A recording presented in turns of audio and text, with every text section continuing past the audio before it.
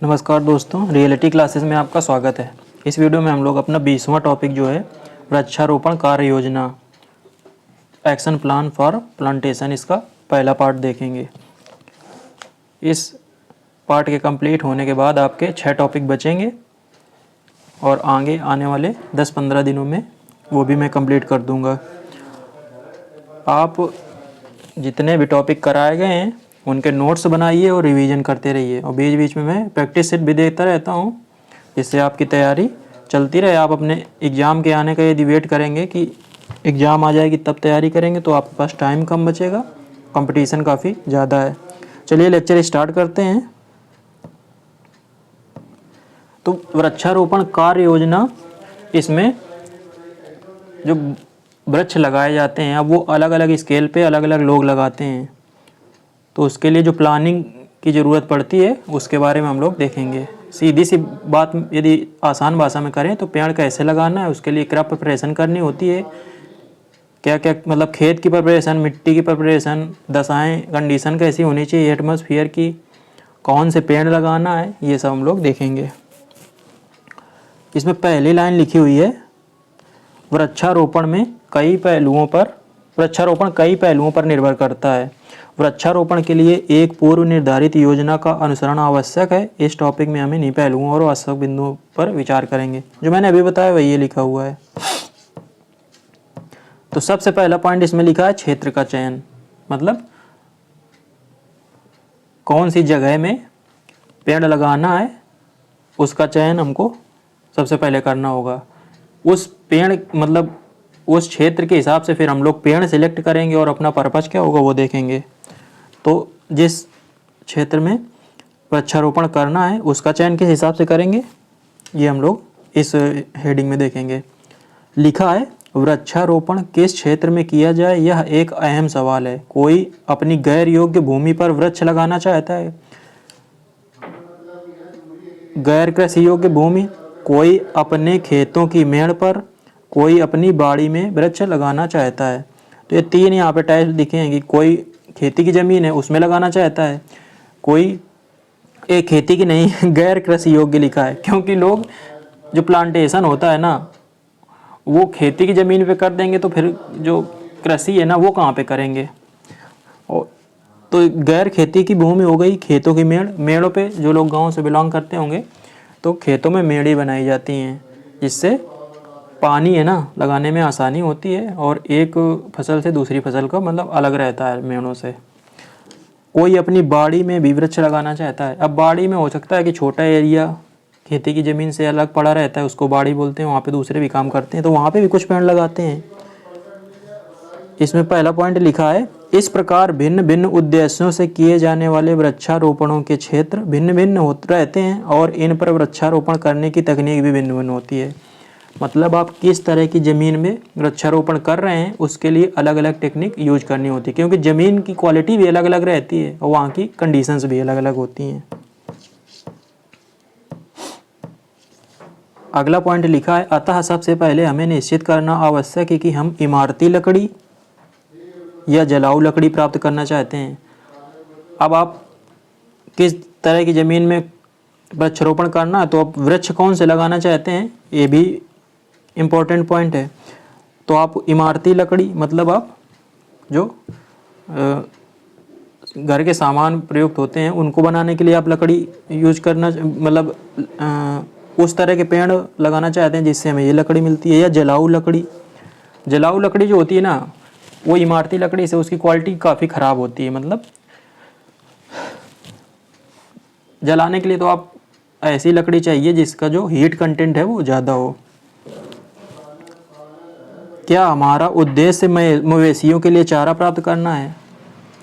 कई से ऐसे पेड़ पौधे होते हैं जिनकी जो पत्तियां होती हैं ना वो जानवर खाते हैं, तो हम लोग उसके लिए भी लगाना चाहते हैं। ये हो सकता है। क्या हम फलदार वृक्ष चाहते हैं? कुछ लोग जैसे है वो आम, अमरूद या दूसरे ऐसे वृक्ष जिनसे उनको फल मिलते हैं, आप क्या फल के लिए पेड़ लगाना चाहते हैं? क्या हमारा उद्देश्य कृषि के साथ साथ अपनी आय बढ़ाना है? अब आपका उद्देश्य ऐसा भी हो सकता है कि आप खेती के साथ साथ पेड़ों से मतलब बागबानी मतलब वृक्ष लगा के आप अपनी आय बढ़ाना चाहते हैं, ये आपका उद्देश्य हो सकता है। क्या हमारी भूमि की उर्वरता बढ़ाने के लिए वृक्ष लगाना चाहते हैं? कई जगह पे ऐसा होता है कि जो ज़मीन बंजर पड़ी रहती है ना, वहाँ पे पेड़ आप यदि लगाएंगे तो वहाँ की जो मिट्टी है वो उपजाऊ हो जाती है कुछ समय बाद। इसमें थोड़ा समय लगता है। ये हो गए आपके इनमें से क्या क्या उद्देश्य हो सकता है। अब लिखा है हमारे उद्देश्य के अनुसार ये हमें क्षेत्र चयन करना चाहिए कि आपको किस तरह का, किस उद्देश्य के लिए पेड़ लगाना है, उसी हिसाब से आपका क्षेत्र होगा। वरना जो पेड़ पौधे आप लगाओगे वो ग्रो नहीं कर पाएंगे, आपका जो इन्वेस्टमेंट है वो खराब हो जाएगा और मेहनत भी चली जाएगी। चयनित क्षेत्र इस प्रकार के उद्देश्य की प्राप्ति में सफल होगा अथवा नहीं, इस पर भी विचार किया जाना आवश्यक है। मतलब आपको ऐसा है कि आपकी ये ज़मीन पड़ी है और आप सोच रहे हो कि यहाँ पे हम पेड़ लगा दें, तो लेकिन ये भी देखना है कि इस ज़मीन में आप जो पेड़ लगा रहे हो वो वहाँ पे ग्रो करेगा कि नहीं, ये एक इम्पॉर्टेंट फैक्टर है। तो ये बात हो गई क्षेत्र सिलेक्शन की। अब हम लोग देखेंगे वृक्ष की आवश्यकताएं कि जो पेड़ पौधे होते हैं ना, उनके ग्रो करने के लिए सुइटेबल कंडीशंस कौन कौन सी होती हैं। लिखा है किसी भी वृक्ष के जीवित रहने और संतोषप्रद विकास के लिए 4 मूलभूत आवश्यकताएं हैं, जिनके पूर्ण होने से ही वृक्षों का विकास होता है। तो यहाँ पे बोल रहा है कि 4 इंपॉर्टेंट फैक्टर हैं जिन पर जो पौधे हैं उनकी, पेड़ पौधे हैं उनकी वृद्धि निर्भर करती है। अगला पॉइंट लिखा है वृक्षारोपण की सफलता के लिए इन पर गंभीरता से विचार किया जाना चाहिए और इसके अनुसार ही वृक्षारोपण की योजना बनानी चाहिए। ये जो दशाएं 4 बताई गई हैं, इसके अनुसार ही आप वृक्षारोपण करेंगे तो ही आपका वो जो प्लांटेशन है वो सफल होगा। तो जो 4 मूलभूत आवश्यकताएं हैं कौन कौन सी हैं? मिट्टी, पानी, हवा और प्रकाश। ये 4 मूलभूत आवश्यकताएं हो गई प्लांटेशन के लिए। तो अब हम लोग इनमें से हर एक को अलग अलग पढ़ेंगे। तो पहले पॉइंट में हम लोग देखेंगे मिट्टी। तो मिट्टी है वो किस तरह की मिट्टी हमको आवश्यकता होती है अलग अलग प्लांटेशन के लिए। तो लिखा है मिट्टी से वृक्ष भोजन प्राप्त करता है। जो जड़ें होती हैं पेड़ पौधों की, वो मिट्टी के अंदर से खनिज तत्वों को एब्जॉर्ब करती हैं।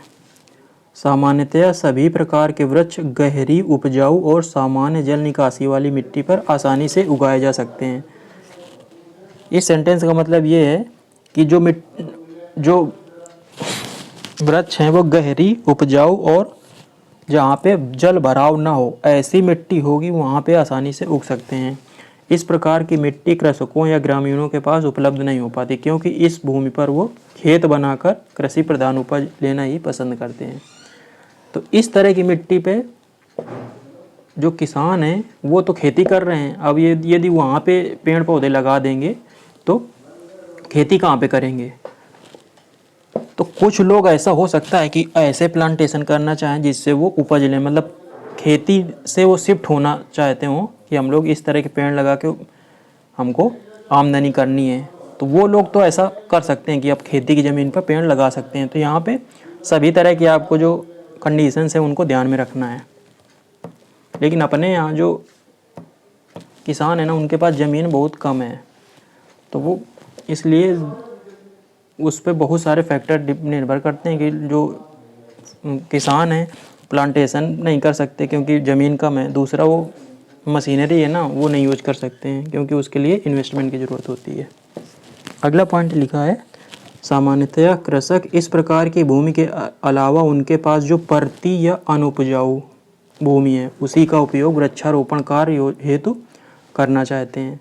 तो यहाँ परती और अनुपजाऊ भूमि, परती जो लोग गांव में रहते होंगे उनको पता होगा कि जो ज़मीन उपजाऊ नहीं होती उसको परती बोलते हैं, गाँव की भाषा में बोला जाए। तो उस भूमि पे चाहते हैं कि वृक्षारोपण वो किया जाए, क्योंकि गांव में जो ज़मीन है वो हर जगह पे तो खेती हो नहीं रही है, बीच बीच में ऐसी भी ज़मीन पड़ी रहती है जहाँ पे खेती नहीं हो रही है। तो जो किसान है वो चाहते हैं कि उस भूमि का उपयोग करें जिसमें वहाँ पे पेड़ पौधे उग जाएं और उनकी कुछ आमदनी हो सके। अगला पॉइंट लिखा है उपजाऊ भूमि के अलावा जिस प्रकार की परती भूमि का उपयोग कृषक वृक्षारोपण हेतु करना चाहते हैं वह 2 श्रेणियों में बांटी जा सकती है।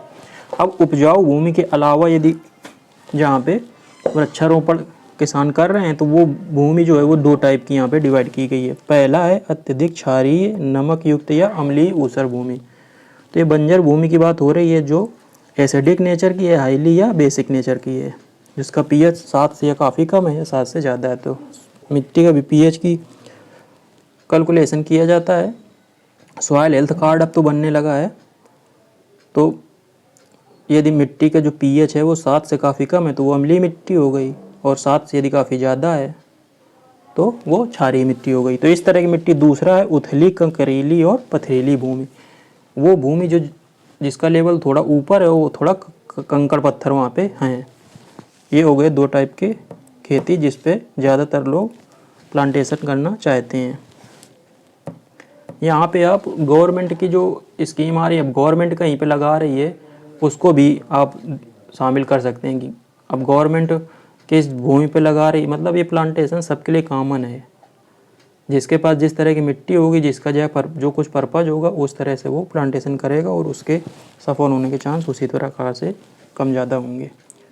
अब हम लोग सबसे पहले यहाँ पे अत्यधिक क्षारीय या अम्लीय जो बंजर भूमि है उसके बारे में देखेंगे। लिखा ऐसे क्षेत्र जहाँ पर पानी का निकास सही प्रकार से नहीं हो पाता है। वो एरिया जहाँ से जो पानी के निकास की व्यवस्था नहीं है, वहाँ पे इस प्रकार की भूमि पाई जाती है। इस प्रकार की भूमि पर वृक्षों को लगाना कठिन कार्य है। तो इस तरह की जिस मिट्टी की जो नेचर है वो हाईली एसिडिक या हाईली बेसिक है, वहाँ पे वृक्षारोपण करना काफ़ी टफ है, क्योंकि लिखा है वृक्षारोपण से पहले इस भूमि का उपचार किया जाना आवश्यक है। तो वहाँ पर वृक्षारोपण करने से पहले उस जो मिट्टी की अम्लीयता या क्षारीयता है ना, उसको कम करके उसको न्यूट्रल के आसपास लाया जाता है। और वो एक टेक्निकल कार्य है, लिखा यह एक तकनीकी कार्य है और इस पर खर्च भी अधिक होता है।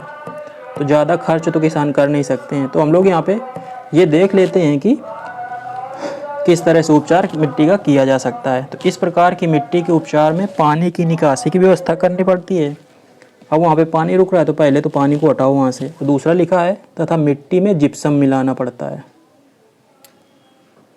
तो ये क्षारीय मिट्टी की बात हो रही है। जहाँ की मिट्टी क्षारीय है उसकी क्षारीयता कम करने के लिए उसमें जिप्सम मिलाया जाता है। काफ़ी इंपॉर्टेंट पॉइंट है।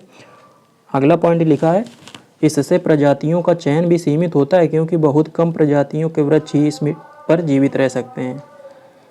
जहाँ पे इस तरह की मिट्टी पाई जाती है ना, वहाँ पे आप सभी तरह के जो पेड़ पौधे हैं वो नहीं लगा सकते हैं। तो कुछ बेसिक सिलेक्टेड जो ट्रीज हैं वो वहाँ पे आप लगा सकते हैं, जो वहाँ पे उस कंडीशन में ग्रो कर सकें।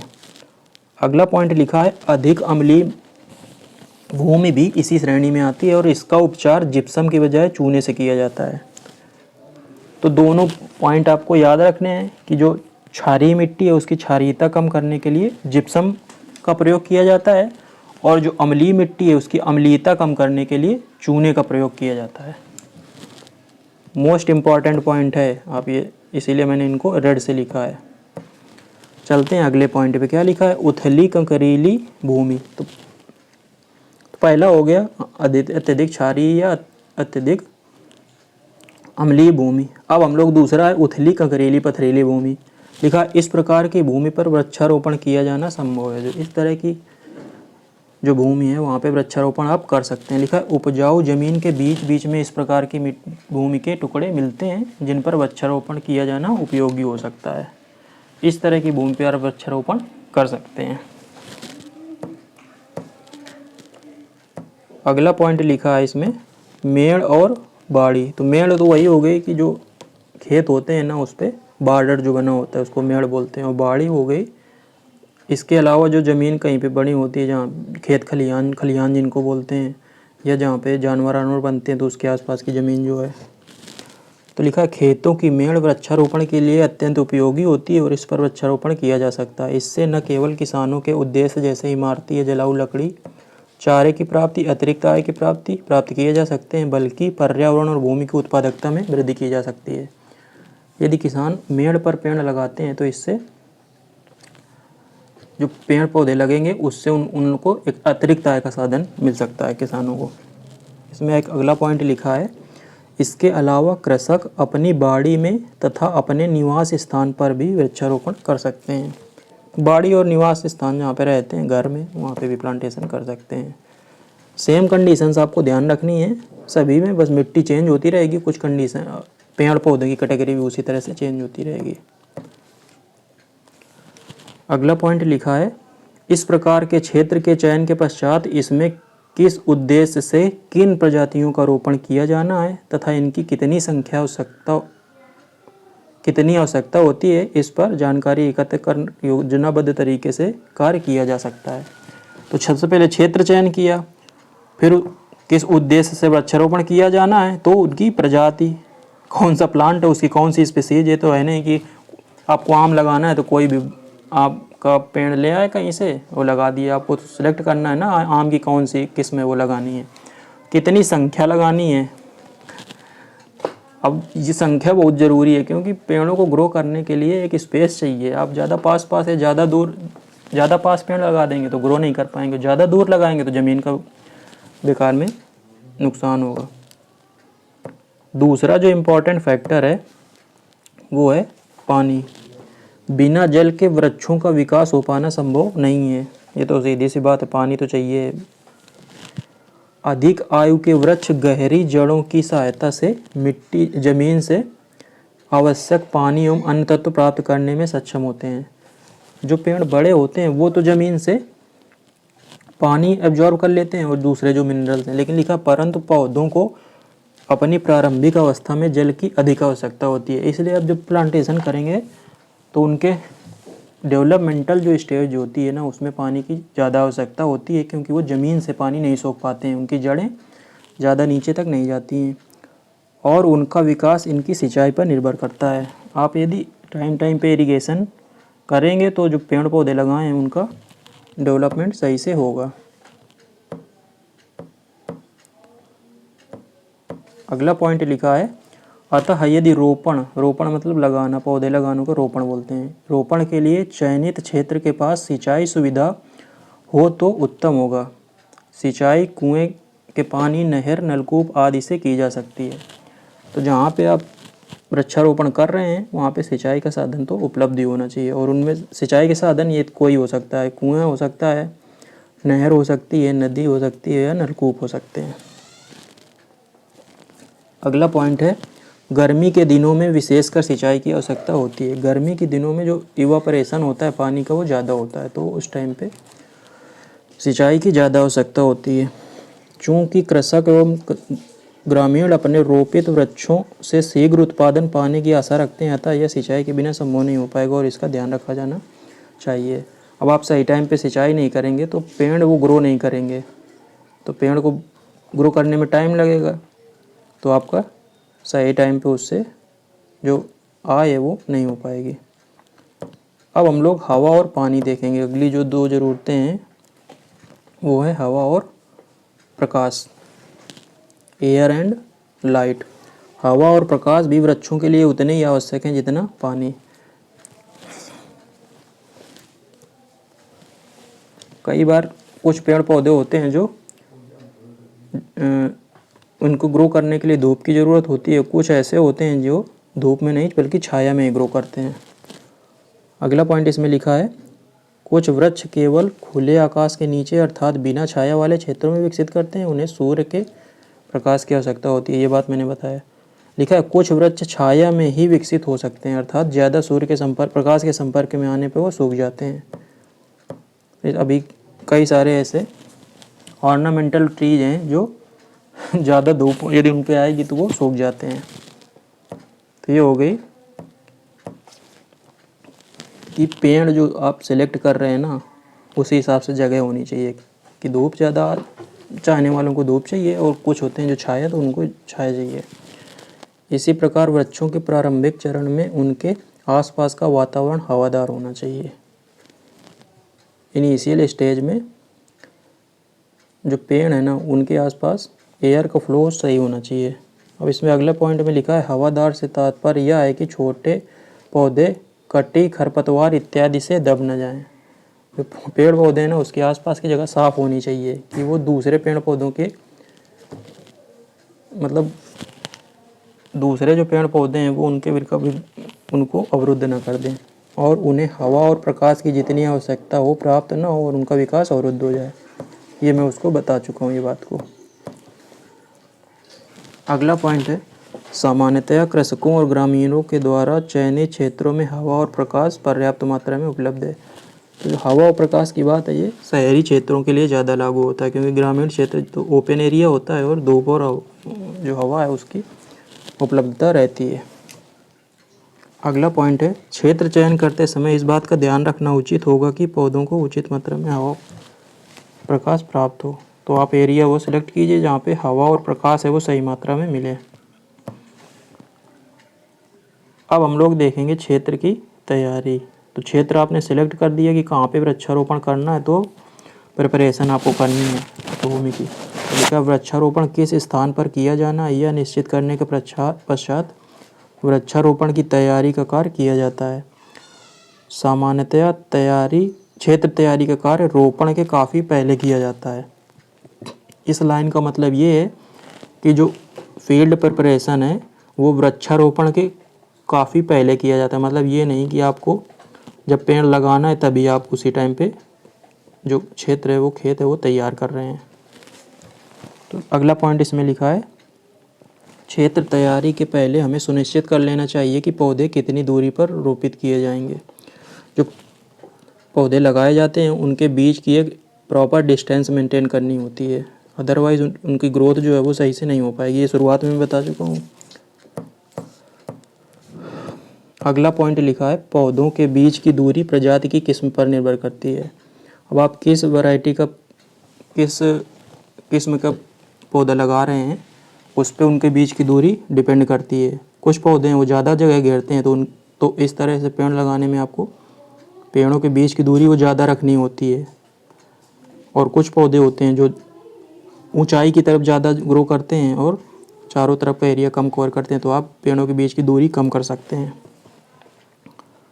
अगला पॉइंट लिखा है, सामान्यतया पौधे से पौधे के बीच की दूरी 2 से 3 मीटर तथा 2 कतारों के बीच की दूरी 2 से 3 मीटर रखनी चाहिए। इनका कहने का मतलब ये है कि जो सपोज आपका ये फील्ड है रेक्टेंगुलर या स्क्वायर यही होगा, तो आपको जो पौधे लगाने तो वो लाइन बाई लाइन आप लगाएंगे।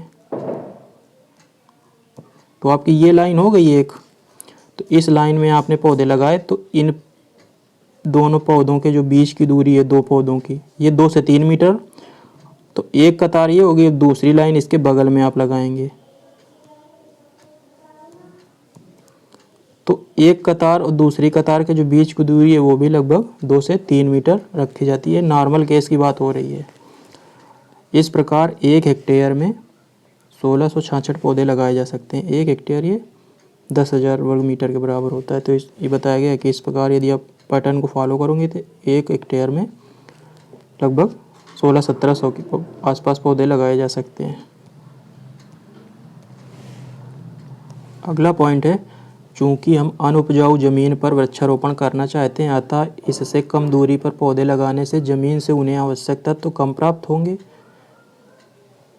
क्योंकि अधिक संख्या होने से उनकी वृद्धि के लिए अधिक पोषक तत्वों की आवश्यकता होगी। अब ये बोल रहे हैं कि आप जिस ज़मीन पर वृक्षारोपण कर रहे हैं वो इतनी उपजाऊ नहीं है, तो आप यदि पास पेड़ यदि लगा देंगे तो मिट्टी जो है वहाँ की कम उपजाऊ है, तो जो पेड़ है वो ग्रोथ नहीं कर पाएंगे, क्योंकि उनको ज़्यादा पेड़ लगाओगे तो उनको ग्रो करने के लिए ज़्यादा पोषक तत्वों की आवश्यकता होगी।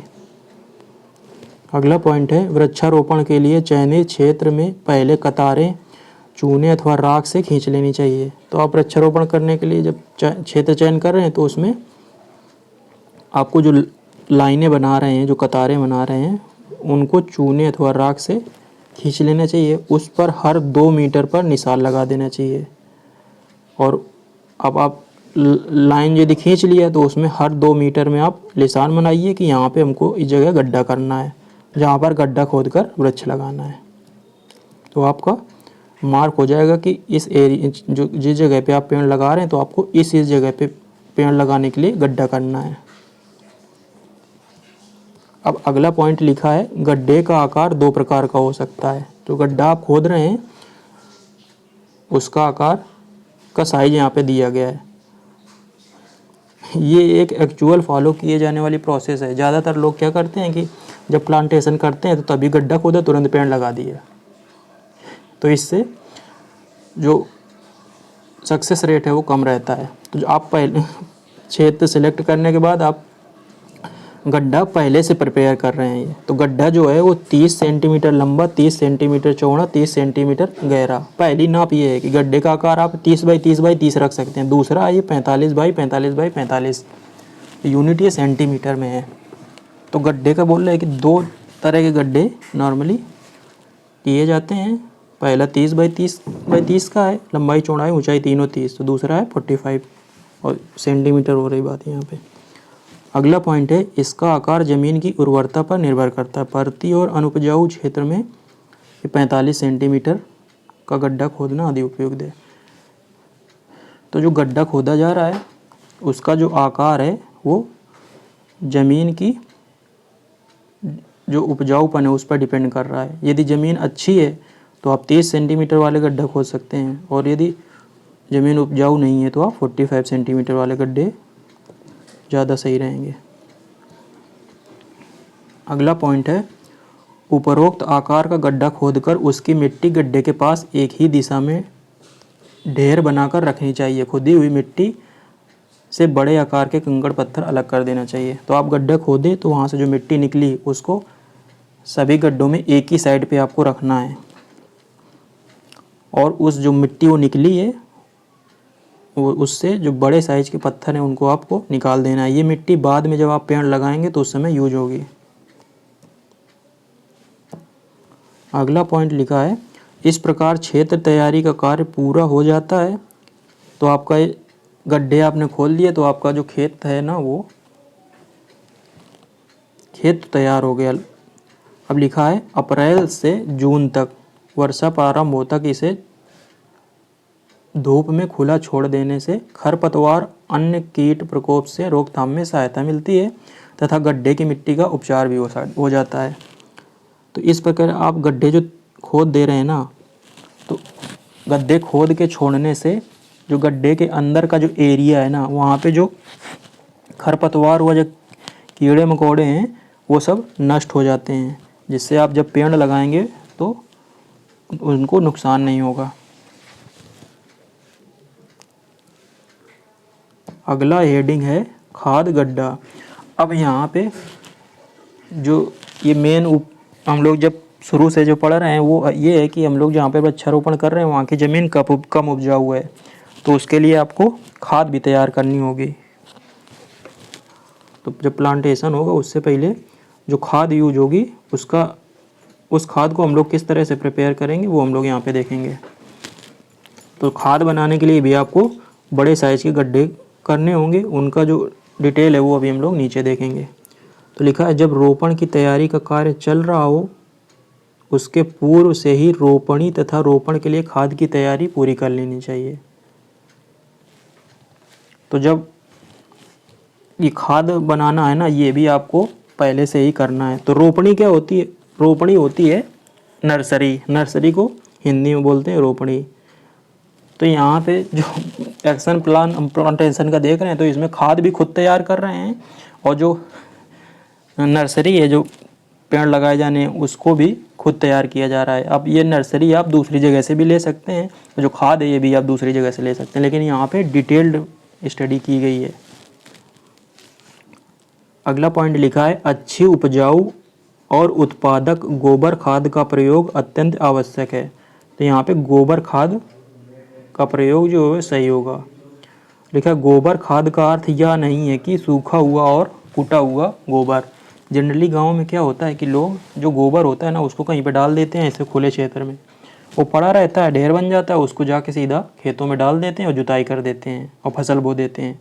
तो बोल रहा है कि इस तरह के जो गोबर यूज किया जाता है वो उपजाऊ उतना नहीं होता है। और ये गोबर खाद जो हम लोग यहाँ शब्द यूज कर रहे हैं उसका मतलब ये नहीं है। तो गोबर खाद कैसे बनाई जानी है वो हम लोग यहाँ पे देखेंगे। तो लिखा है अगला पॉइंट, गोबर खाद बनाने के लिए निम्न विधि अपनाई जानी चाहिए। गोबर खाद कैसे बनाना है? तो लिखा है, इस विधि में 6 से 8 मीटर लंबा, 1.5 से 2 मीटर चौड़ा तथा 1 से 1.25 मीटर गहरा गड्ढा नर्सरी अथवा रोपण स्थल के पास खोदा जाता है। तो जहाँ पे आपको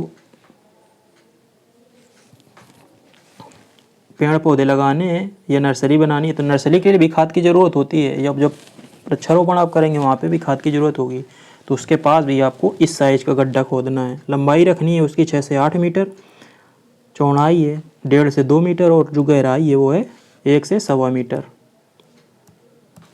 अगला पॉइंट लिखा है गड्ढों की संख्या रोपण के क्षेत्रफल तथा रोपणी में क्यारियों की संख्या पर निर्भर करेगी। जो गड्ढों की संख्या है मतलब आप ये इस तरह के कितने गड्ढे आप खोदेंगे वो 2 चीज़ों पर निर्भर करता है। पहला है कि जो आप पेड़ पौधे लगा रहे हैं उनका क्षेत्रफल कितना है, दूसरा है रोपणी में क्यारियों की संख्या। यदि आप नर्सरी के लिए खाद बना रहे हैं तो उस नर्सरी में कितनी क्यारियाँ हैं उस पर। इस गड्ढे में सबसे नीचे की सतह पर पत्तों का चारा, हरे पत्ते आदि उपलब्ध हों बिछाना चाहिए। अब हम लोग खाद बनाने के लिए जो गड्ढा किए हैं उसमें सबसे नीचे क्या डालना है, पत्तों जो हैं उनका कचरा या हरे पत्ते भी डाल सकते हैं। इसमें मवेशी के कोठे का कचरा भी उपयोग में लाया जा सकता है। जहाँ पे जानवर बंधते हैं ना, वहाँ की ज़मीन, कच्ची ज़मीन जो होती है ना, वहाँ पे वो भी उस ज़मीन का जो ऊपर की मिट्टी है ना वो भी हम लोग यहाँ पे नीचे यूज कर सकते हैं। अगला पॉइंट लिखा है इसके पश्चात गड्ढे में 45 सेंटीमीटर ऊंचाई तक कच्चा गोबर डालकर इसे दबा देना चाहिए। इसके ऊपर आपको 45 सेंटीमीटर ऊंचाई तक गोबर डालना है। अब कच्चा गोबर का मतलब ये है कि जनरली जो हम लोग गांव में खाद के रूप में यूज करते हैं उस गोबर की बात हो रही है कि उससे हम लोग खाद बनाएंगे। इस पर पुनः पत्ते और कचरा बिछा देना चाहिए। तो आपने नीचे जो वेस्ट पत्तियां हैं और या खेती की ज़मीन में भी पराली अराली है जो होती है वो आप बिछा सकते हैं। उसके ऊपर आपने गोबर डाला, फिर उसके ऊपर फिर से पत्ते और कचरा डाला और इसके ऊपर लिखा है पुनः इस पर गोबर डालना चाहिए। और अब इस पर पौधों का कचरा डालकर इस पर 1 मीटर लंबाई पर मिट्टी डालकर इसे बंद देना चाहिए, कर देना चाहिए। तो सबसे ऊपर की लेयर में आपको मिट्टी से उसको ढक देना है। तो ये आपका जो पिट है वो तैयार हो गया। अगला पॉइंट लिखा है इस प्रकार गड्ढे की पूरी लंबाई में 1-1 मीटर के गड्ढे बन जाएंगे, खंड बन जाएंगे। इसके पश्चात इसे पकने देना चाहिए। इसको पकने में लगभग 3 माह का समय लगता है। तो इस तरीके से आप यदि बनाएंगे तो 1-1 मीटर के 3 खंड बन जाते हैं। और इस का जो गोबर यूज किया इसका खाद बनने में आपको लगभग 3 महीने का समय लगेगा। 3 माह के पश्चात इस गड्ढे से गुणकारी खाद प्राप्त होगी। अब 3 महीने के बाद आप इसको खोद के खाद प्राप्त कर सकते हैं। अगला पॉइंट लिखा है यह कार्य यदि नवंबर-दिसंबर माह में कर लिया जाए तो उचित होगा। तो जो खाद बनाने का कार्य है वो नवंबर-दिसंबर महीने में करना उचित है। टाइमलाइन भी दी गई है। आपको जो वृक्षारोपण है वो बरसात जो है ना जो उसमें करना है, मतलब आप समझ लो जुलाई महीने में। तो उसके लिए गड्ढे जो आप खोदें हैं वो आप मार्च-अप्रैल में खोदिए और जो खाद बनाने का कार्य है वो और पहले नवंबर-दिसंबर में आप कर लीजिए।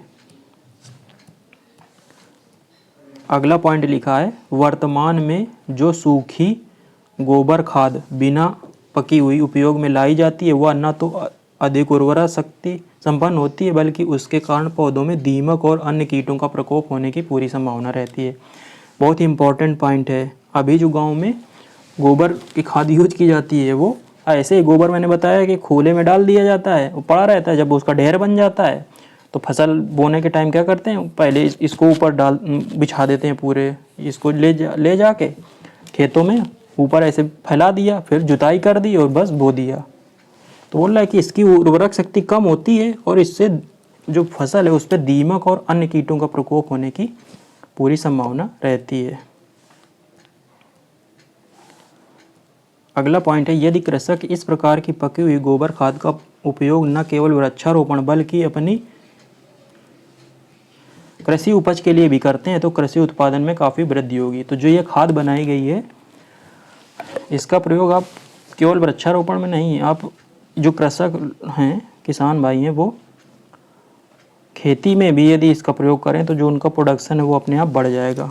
और लास्ट पॉइंट लिखा है वर्षा प्रारंभ होने के 1 से 2 सप्ताह पहले इस पकी हुई खाद को गड्ढों से खोदी गई मिट्टी में प्रति गड्ढा आधा तसला खाद मिलाना आवश्यक है। अब क्षेत्र रोपण के लिए तैयार है। तो क्या इसका मतलब है कि बरसात प्रारंभ होने के 1 से 2 सप्ताह पहले आपको क्या करना है, वो जो खाद आपने तैयार की है उसमें आपको हर गड्ढे के हिसाब से आधा तसला खाद डालनी है और बाकी मिट्टी रखनी है। और ये जो खाद है वो किस में मिलानी है, जो गड्ढों से आपने मिट्टी निकाली थी ना, वो कहीं फेंकी तो है नहीं, वो गड्ढे के बगल में पड़ी है, उसमें आप मिला के और उसी गड्ढे में आप पेड़ लगाते टाइम उसको भर देना है उसी से। तो इससे आपका जो क्षेत्र है वो रोपने के लिए अब तैयार हो गया। तो ये पोर्शन आपको पहला पार्ट जो है वृक्षारोपण कार्य योजना का वो आपका कंप्लीट हो गया। इसका जो अगला पार्ट है वो हम लोग कल देखेंगे। उम्मीद है वीडियो आपको पसंद आया होगा। थ्योरेटिकल टाइप का है, मैंने इनको पॉइंट में बना दिया है। आप इसको 2-3 बार देखिए और अपने नोट्स बनाइए। चलिए मिलते हैं अगले वीडियो में, तब तक के लिए नमस्कार, धन्यवाद।